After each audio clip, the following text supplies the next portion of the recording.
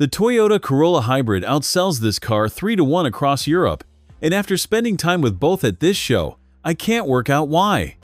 181 horsepower, 315 Nm of torque, 5 liters per 100 kilometers, around 47 miles per gallon. This is the 2026 Honda Civic Hybrid Sport at Martigny, in pearl white. The facelift is subtle.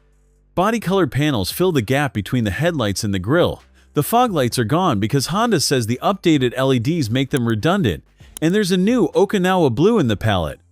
The profile is where this car earns its money. The roofline drops like a fastback, and it reads more expensive than the price suggests. There is one detail in this interior I did not expect at this price. That is next.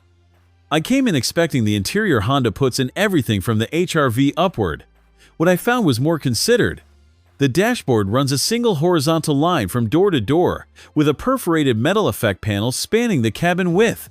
The 9-inch touchscreen sits above the air vents rather than replacing them, a decision I respect more every time I use a car that buried its climate controls inside a menu. Picture yourself on a Tuesday morning, reaching across to the passenger side. Your elbow rests on the center console, and the surface is padded. That costs money, and Honda spent it here instead of on a bigger screen. The driving position sits lower than any rival in this segment, the Golf included. The 7-inch digital cluster on this sport trim is clean. Speed, power flow, fuel economy, no animations. Honda didn't include lumbar adjustment on this trim. On a car approaching 41,000 francs before the show discount, that's an odd place to save.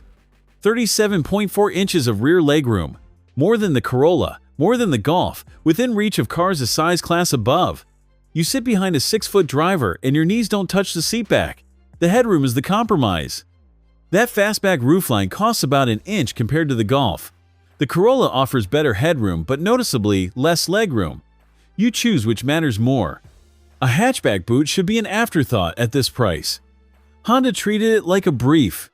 410 liters, around 14.5 cubic feet, with the loading sill low enough to slide a suitcase over without lifting. The cargo cover is 2 pieces. One connects to the hatch, the other slides laterally instead of requiring removal. I mentioned that to 2 people at this show, and both asked why nobody else does this. Small decisions earn disproportionate trust, and there is one more thing about this car's engineering that earned mine.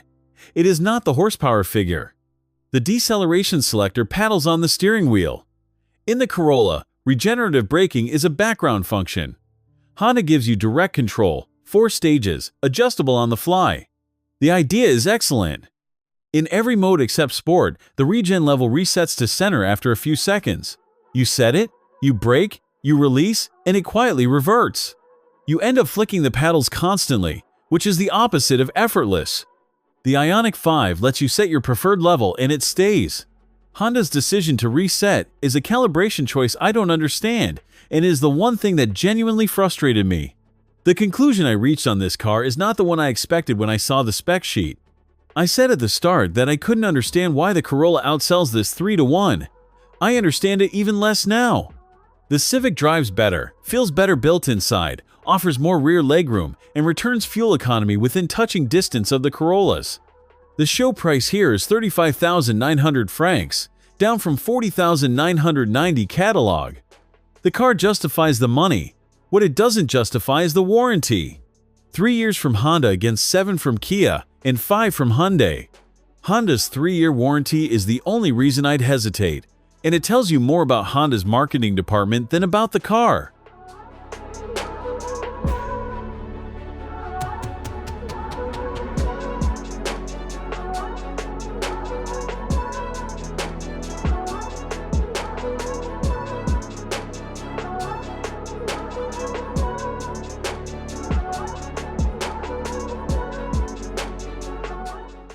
Thanks for watching.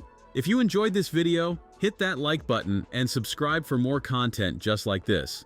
Leave a comment below with your thoughts or questions. I read every single one. And don't forget to click the bell icon to get notified about my next upload. See you in the next video.